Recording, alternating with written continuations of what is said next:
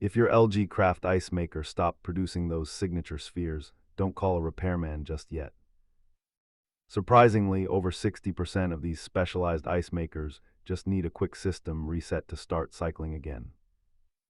Let's walk through the diagnostic steps to find out exactly why your spheres aren't dropping. First, always disconnect the power before inspecting the mechanical assembly for any visible ice jams.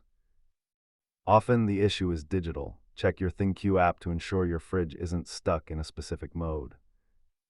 Listen for clicking sounds, which usually point to a mechanical failure in the ice maker's motor assembly. While a reset fixes software glitches, physical cracks or leaks mean it's time to swap the entire unit.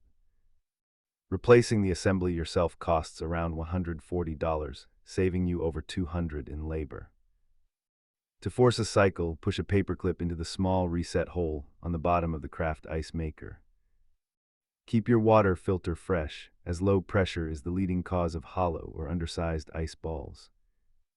Remember, most of these issues are resolved with maintenance rather than an expensive part replacement.